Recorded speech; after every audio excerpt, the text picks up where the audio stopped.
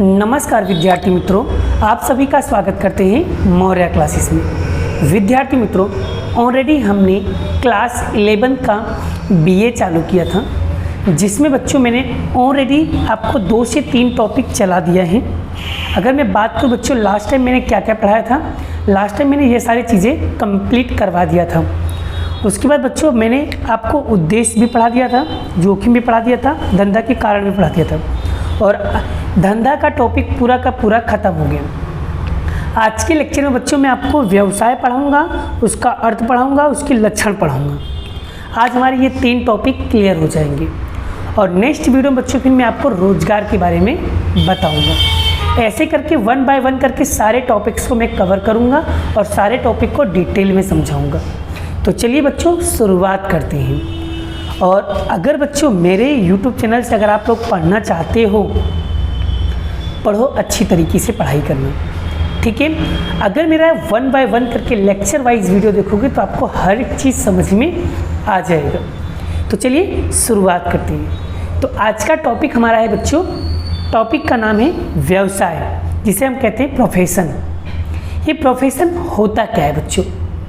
Profession जिसका मतलब होता है व्यवसाय, इसका अर्थ क्या कहते हैं बेटा? इसका अर्थ क्या होता है कि व्यक्ति अपनी विशेष योग्यता, ज्ञान, प्रशिक्षण और व्यावसायिक शिक्षा के द्वारा सेवा दे करके उसके बदले में वो क्या प्राप्त करता है? फीस प्राप्त करता है। उसे हम क्या कहते हैं? व्यवसाय। व्यवसाय किसे कहते हैं बच्चों? जिस व्यक्ति के अंदर योग्यता हो, कला हो, ठीक है, ट्रेनिंग लिया हो, या किसी एक सब्जेक्ट्स में पार्टिकुलर स्पेशल हो, उसे हम व्यवसाय कहेंगे, क्योंकि वो सेवा देता है और सेवा के बदले वो क्या प्राप्त करता है? फीस वसूल करता है। उसे हम व्यवसाय कहते हैं। क्लियर हो गया? आगे बात करते हैं। व्यवसाय करने वाले व्यक्तियों को व्यावसायिक संगठन का सदस्य पद भी लेना पड़ता है। मतलब आपको डिग्री लेनी पड़ती है बच्चों। अगर किसी भी फील्ड में अगर आप जाना चाहते हो तो उस फील्ड में संगठन एसोसिएशन का सदस्य बनना पड़ेगा आपको, और उसके नीति नियम को फॉलो करना पड़ेगा बच्चों। संगठन के द्वारा स्थापित आचार्य संहिता के स्तरों का भी हमको क्या करना पड़ता है बच्चों? पालन करना पड़ता है। मतलब एक संगठन होता है बच्चों कि जिसे मान लो डॉक्टर, तो डॉक्टर जितने भी वर्ल्ड के जितने भी डॉक्टर्स होंगे, भारत के जितने भी डॉक्टर्स होंगे, उन सारे डॉक्टर का एक एसोसिएशन होता है, एक संगठन होता है, और उस संगठन में सारे डॉक्टर आपस में मिले होते हैं। और बच्चों वहाँ पर जो भी रूल्स रेगुलेशन बनाया जाता है उन्हें सभी लोग फॉलो करते हैं। जैसे कि अगर मैं एक एग्जांपल के माध्यम से अगर आपको समझाऊं, सीए चार्टर्ड अकाउंटेंट, तो चार्टर्ड अकाउंटेंट क्या करता है बच्चों? पहले वो सेवा देता है, उसके बदले वो क्या करता है बच्चों? फीस प्राप्त करता है, और वो फीस जो होता है बेटा वो अपनी योग्यता के आधार पर फीस लेता है, ठीक है, अपने अनुभव के आधार पर वो पैसा लेता है, ठीक है। और अगर चार्टर्ड अकाउंटेंट को बड़ा अगर कोई किसी का सदस्य पद लेना है तो वो किसका लेगा? Institute of chartered accountant of India का सदस्य पद उनको लेना पड़ेगा। कि एक्चुअल में अगर आप सीए की फीस ले तो रहे हो, पर क्या आपने सीए की डिग्री लिया है?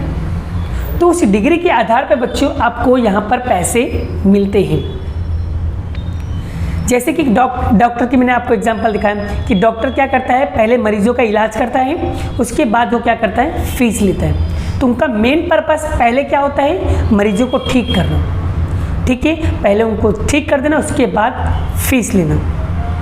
वकील क्या करता है बच्चों? पहले अपने जो भी उनके पास केस लड़ने के लिए आते हैं बेटा, पहले उनका केस लड़ते हैं, मतलब सेवा देते हैं, उसके बाद वो फीस वसूल करते हैं। राइट? ये सभी कौन है बच्चों? ये सभी के सभी हमारे व्यावसायिक व्यक्ति कहलाते हैं, जो व्यवसाय कर रहे हैं, ठीक है। और ये लोग किसके आधार पे करते हैं? देखो, जैसे कि मैं अगर आपको एक एग्जांपल और समझाऊं, व्यावसायिक योग्यता का उपयोग करके नौकरी में भी किया जा सकता है। जैसे कि डॉक्टर किसी भी अस्पताल में वेतन के बदले कार्य को स्वीकार करें, वह नौकरी कहा जाएगा, उसे हम व्यवसाय नहीं कहेंगे। क्यों? क्योंकि बच्चों नौकरी का मतलब क्या होता है? किसी के अंडर में काम करना, और व्यवसाय का मतलब क्या होता है? स्वतंत्र तरीके से काम करना, इंडिपेंडेंट, तुम स्वतंत्र हो, अपने हिसाब से चलाओ, उसको बोलते हैं व्यवसाय। लेकिन अगर किसी के अंडर में काम कर रहे हो तो वहाँ व्यवसाय नहीं कहलाएगा, वहाँ क्या कहलाएगा? नौकरी कहलाएगा। ठीक है, समझ में आ रहा है बच्चों जैसा समझा रहा हूँ। चलिए आगे पढ़ते हैं बच्चों। इसको और डिटेल से समझना है तो इसके लक्षण को अच्छे से समझ लेंगे तो हमारा कॉन्सेप्ट और अच्छे से क्लियर हो जाएगा। तो चलिए समझते हैं बच्चों। पहला पॉइंट क्या लिखा है, व्यावसायिक व्यक्ति व्यवसाय के लिए विशिष्ट ज्ञान, कौशल्य और व्यवसाय का प्रशिक्षण करना पड़ता है।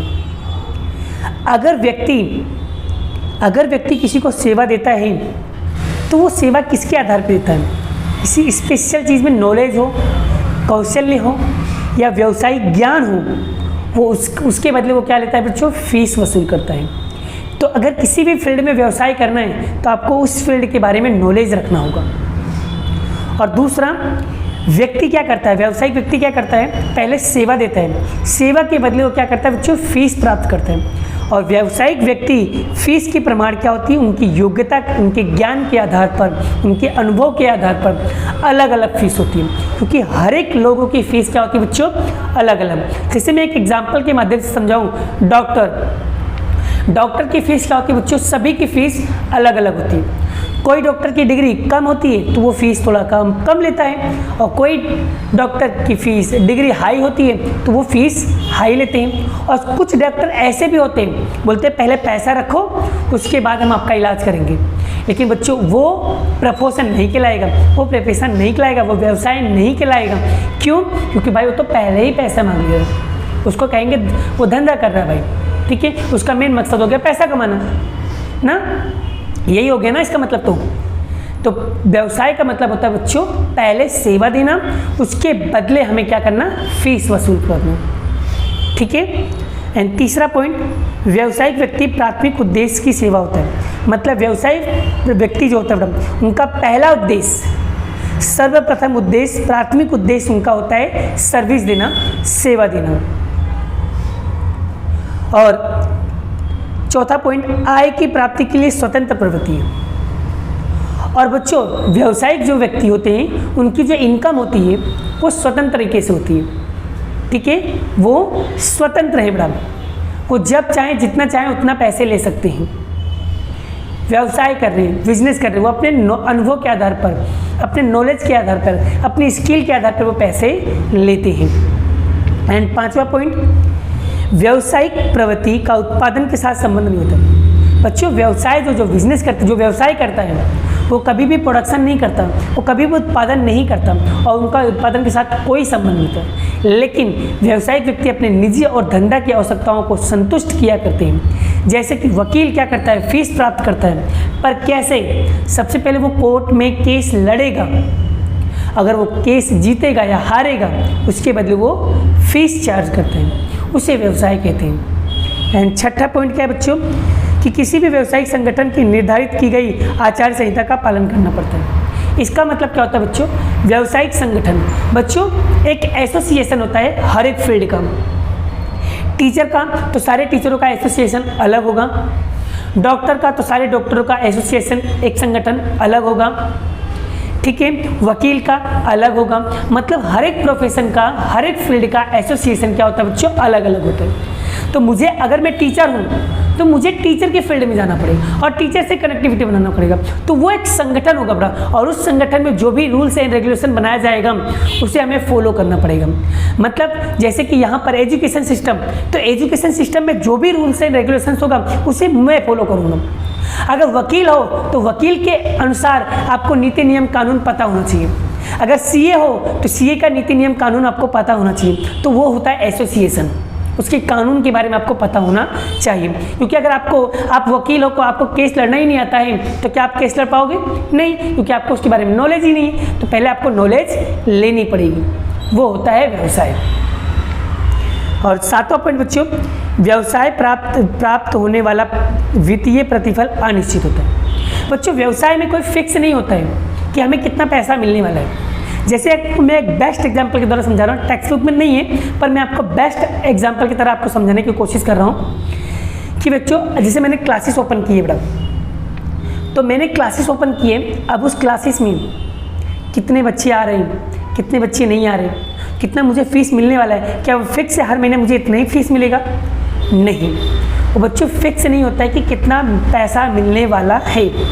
वो कोई भी फिक्स नहीं होता है, कभी ज़्यादा तो कभी कम तो कभी कुछ भी नहीं, ऐसा भी हो सकता है बड़ा व्यवसाय में। ठीक है, वो डिपेंड करता है कि आपने कितने लोगों को सर्विस दी है और आपके यहाँ कितने लोग सर्विस के लिए आए हैं। ठीक है, उसे तो यहाँ पर जो प्रतिफल, जो लाभ होता है, जो पैसा होता है बच्चों, वो फिक्स नहीं होता है। क्लियर हो गया? आइए बच्चों, आपने व्यवसाय के बारे में अच्छे से समझ लिया, तो व्यवसाय एक बार फिर से समझ लेते हैं। व्यवसाय का एक परिभाषा क्या है बच्चों? व्यक्ति अपनी विशेष योग्यता, ज्ञान, प्रशिक्षण, व्यावसायिक शिक्षा का सेवा देकर के बदले में फीस प्राप्त करता है, उसे व्यवसाय करते हैं। तो बच्चों एग्जाम में अगर व्यवसाय का अर्थ और उसके लक्षण आएगा तो आपको इतना लिख दोगे तो आपको 100% बच्चों बहुत अच्छे मार्क्स आ जाएंगे। क्लियर? आइए बच्चों, आपको ये टॉपिक समझ में आ गया है। ठीक है, तो उम्मीद करता हूँ बच्चों अगर आपको ये टॉपिक समझ में आ जाए तो वीडियो को एक लाइक करना है, शेयर करना है, चैनल पे पहली बार तो चैनल को सब्सक्राइब करना है। तो बच्चों नेक्स्ट वीडियो में बच्चों मैं आपको पढ़ाने वाला हूँ किसके बारे में बच्चों? रोजगार के बारे में, एम्प्लॉयमेंट के बारे में पूरा डिटेल में समझाऊंगा, बस वीडियो का वेट कीजिए। मिलते हैं नेक्स्ट वीडियो में। जय श्री कृष्ण, राधे कृष्ण की जय, जय माता दी दोस्तों।